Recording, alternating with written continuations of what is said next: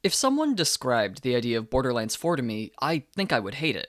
It's Borderlands, but with an open world filled with repetitive tasks with largely inconsequential rewards and no unique dialogue. It's a game where 90% of the loot is useless, and half the legendary drops you get aren't even equipable for your character. It's a game with skill trees filled with unengaging buffs like plus 5% gun damage, and currency that has no purpose, and auto-scaled enemies, and obnoxious modifiers, and an unappealing endgame. And whenever someone claims to have technical issues, Randy Pitchford tells them to change settings that don't even exist. And yet, despite all of that, Borderlands 4 is easily one of my favorite games released this year, and I haven't been able to stop playing it. But before I get into why, a little heads up, I'm here to talk about gameplay. On one hand, that does mean that everything I show will be relatively spoiler-free. I'm gonna avoid any major story bosses or zones, or really anything with words involved outside of item descriptions. But that also means if you're here to get my opinion on the aesthetic design of Amon's muscles, you're out of luck. I'm here to talk about some more literal guns, but before I do that, I need to cover where you'll be using them. The open world.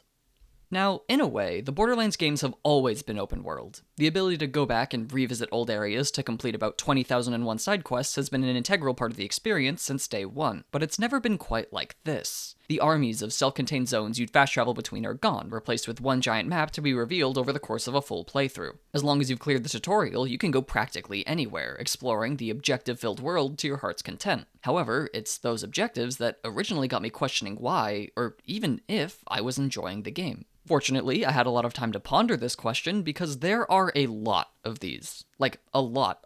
You won't be able to take 5 steps into an unexplored area without one popping up on your compass, and while that does mean you'll always have something to do, the increased frequency is accompanied with a lack of depth. Find a keycard and bring it to the appropriate door, find a capsule and bring it to the appropriate capsule receptacle, bring capsule to capsule receptacle again, but it's across the country this time. Basically, it's just a big mailman simulator. But the common factor that sets the Vault Hunters apart from the man who drives the Amazon truck is that there will always be enemies. It doesn't matter if you're sabotaging a radio broadcast or unlocking a fast travel station, there will be some friendly neighbors present to exchange bullets with, and that's not super surprising. Combat is the primary method of engagement in this game, so it's only natural that every objective involves a few enemies, but there's consistently a lack of substance beyond that. Take the propaganda speakers, for example. Simply defeat 3 waves of generic enemies without leaving the area, and you're done. There's no unique dialogue, nothing to spice up the combat, and the only memory I have of doing one is that time my black hole knife launched an enemy so far away that I couldn't complete the encounter. Topping this all off is the fact that completing a propaganda center doesn't even reward you with all that much. Just some SDU tokens to increase your inventory size and basic enemy loot that you'd be getting no matter the activity. There are exceptions. The drill sites have unique bosses with their own loot pools, and there are a few collectibles that come with little bits of story, but the majority of objectives you'll stumble upon are shallow and unrewarding to the point where they're not even worth the time they take to complete. However, there is one massive glaring factor that makes everything I just said completely pointless. The fact that even though I do truly think the way these optional encounters are designed makes them into pointless time wasters, I did every single one that I saw the moment I could.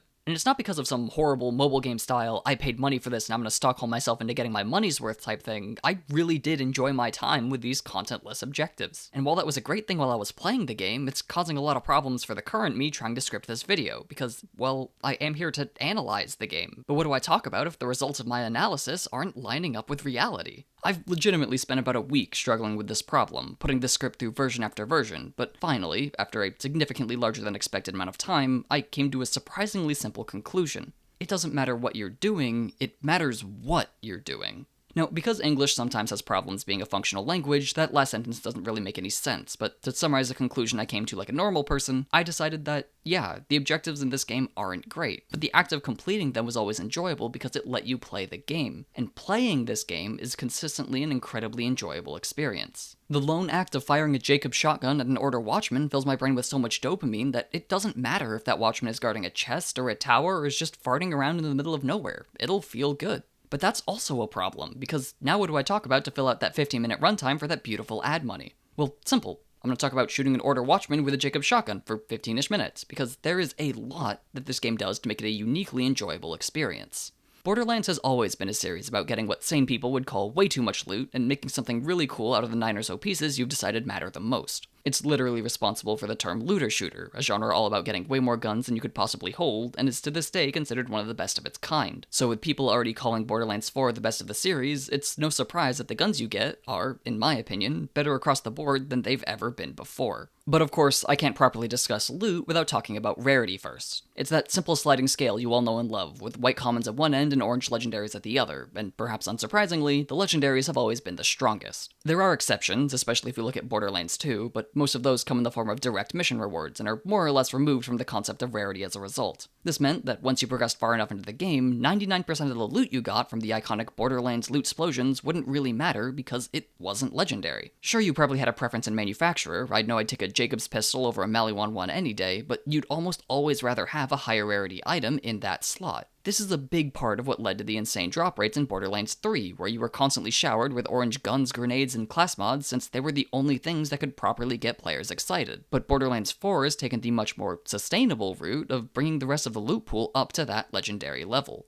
Now, Borderlands has always been pretty good at making their blues and purples feel cool. The TDR reloads alone demonstrate enough creativity and variety to keep me entertained for hours, but the newest entry has done something even more important. Made them powerful. Neither underbarrel attachments nor manufacturer parts are new to the series, but they've never been as impactful, or honestly, as busted as they are in the newest title. The first ever time I combined a taser underbarrel with an amp syringe, I knew I'd struck gold, and as I continued playing, I continued to strike gold with what felt like every other gun I found. A Jacob's pistol with Torg stickies to complement Rafa's infinite ammo, a throwing knife that made every hit a crit for Vex's bleed skill, and a Jacob's licensed Maliwan energy disc shooter that, when combined with a crit knife, does whatever this is.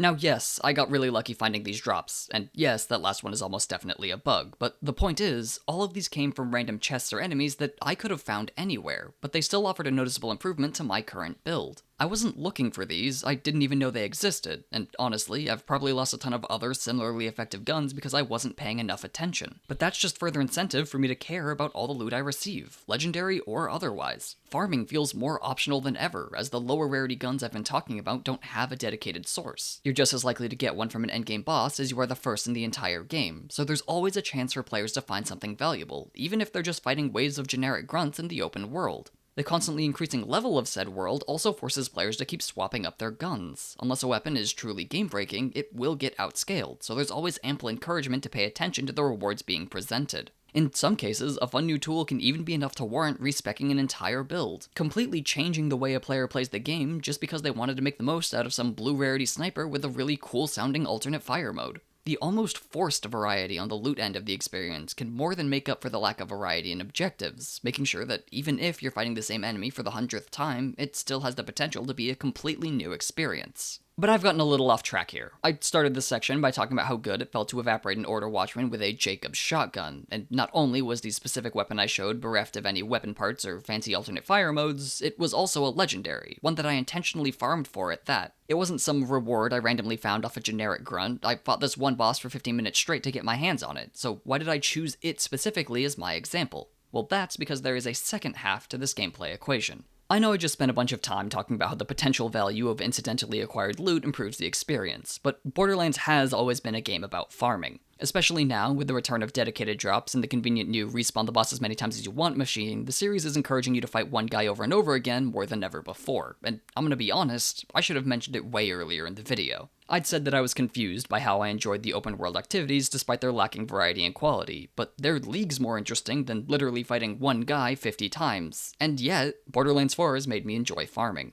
There are a ton of reasons for this, a good chunk of which I've already covered. The improved value of non-legendary loot makes failed runs more engaging, the respawn the boss as many times as you want machine gets rid of most of the loading screens you'd have to deal with in previous titles, and the guns are cool, so shooting anything with them is going to feel cool. All of these improvements contribute a not so insignificant amount to the enjoyability of the farming experience, and that's not even mentioning the inherent joy that can come from what is effectively opening a loot box every time you beat the boss. However, the factor that I think contributes the most to making this experience engaging is optimization. Not game optimization, it can, struggle.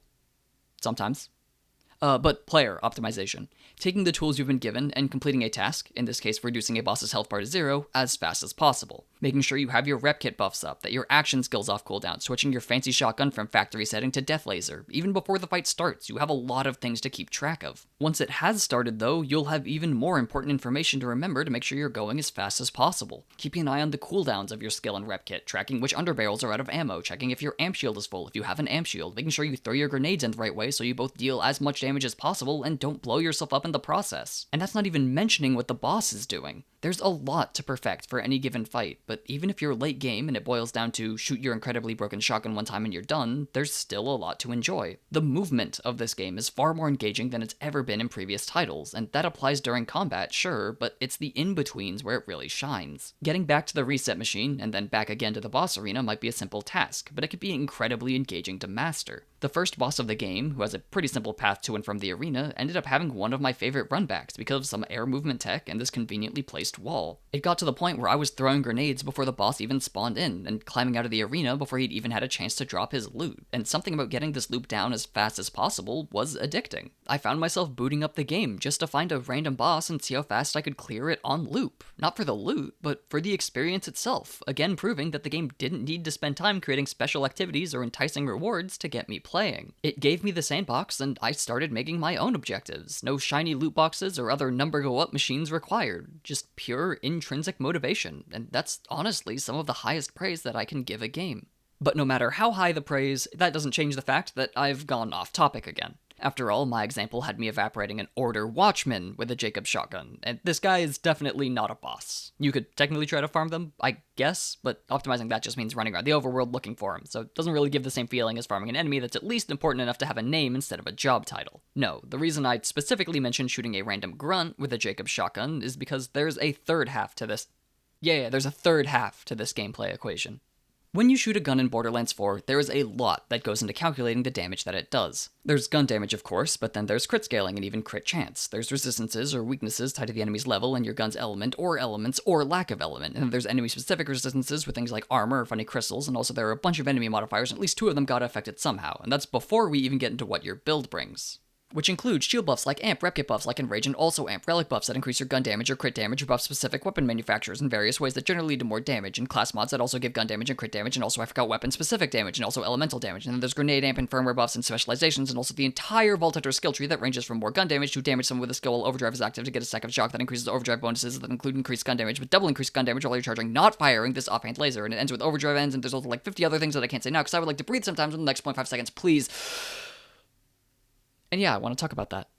I'm not gonna lie, that took too many takes, and I actually blew up my voice. So the whole point of whatever that was is that there's a lot of preparation that goes into shooting a Jacob shotgun, and you as the player have control over a lot of it. I already covered how you get a lot of loot, specifically a lot of good loot, and a lot of the time what makes good loot good is its ability to increase your damage. That means the result of every shot you fire is determined by the combined effort of all the different pieces of gear you've acquired and skills you've spec'd into, and I can't speak for everyone, but for me at least, knowing how much has gone into making a big number big makes the bigness of that number feel that much better. Of course, it gets a lot more complicated than just making big numbers. The way you play can, and probably will, be affected by what skills you have access to. To go back to that Jacob shotgun for what is potentially the last time, but probably isn't, I need to finally explain why I'm using this specific weapon. The Hot Slugger doesn't fire particularly special bullets, or do insane amounts of damage, or spawn little rocket launchers with legs or anything. It basically fires bullets, but it does have a pretty special reload. And by that, I mean it's fast. I don't think I have to explain that, it's probably been half the background footage so far, it's just got a fast reload that looks cool. But that simple strength does synergize really well with some of the skills in Rafa's skill tree. Namely, the ones that buff the damage of the first shot in a magazine, which in this case is every shot. And also all the buffs to reload speed and fire rate are pretty nice for making the fast reload gun reload even faster. Now, all things considered, this is pretty basic. Especially for a Borderlands game, these buffs fall under a pretty simple shoot faster, deal more damage kind of umbrella, but I think that's part of the point.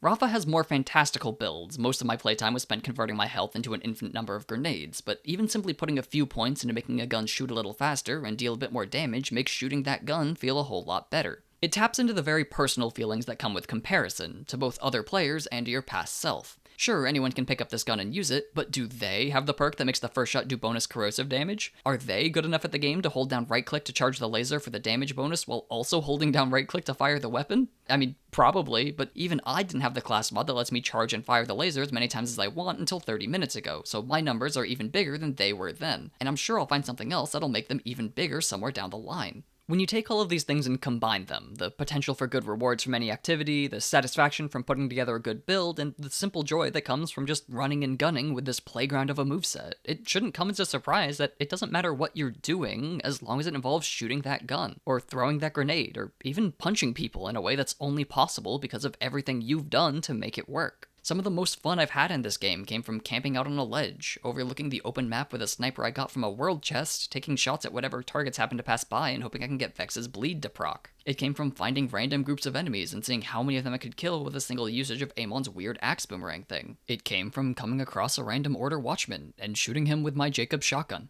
And then reloading really, really fast. I love game design. I don't like designing games, that's a whole different can of worms that I will not be opening anytime soon, but I love looking at what other people have made and trying to figure out why it works, why it's fun or not fun, or why that's potentially a good thing or a bad one. That's why I started this video in the weird way that I did. I'm gonna be honest, I had no idea what I was writing when I opened up this Word document, if it was gonna be a critique or praise or some weird middle ground. So much of this game's design just leaves me confused. I didn't even talk about most of it. I could probably make a whole second video on the design of the enemies and bosses, or go into more detail on the open world itself, or even cover more difficulty related stuff with the confusing enemy scaling systems and the idea of nerfing builds in a single player game. But while writing, the thing that grabbed my attention the most was just how good it felt to, well, play the game. No high-level design patterns, definitely no psychology, just simple pure enjoyment from systems that were made to be enjoyed. I don't really know if this succeeded. There's a chance this just sounded like me drawing loose connections between different systems that aren't even always unique to Borderlands 4, but if you liked hearing it, well, you know all the YouTube stuff by now. Numbers in Borderlands aren't the only ones I like seeing going up, and it doesn't cost you a thing, so I'd appreciate any support you can give. But for now, I've run through all the footage I have of me shooting enemies with this specific Jacob shotgun, so I gotta end the video. That's just how it works. See ya.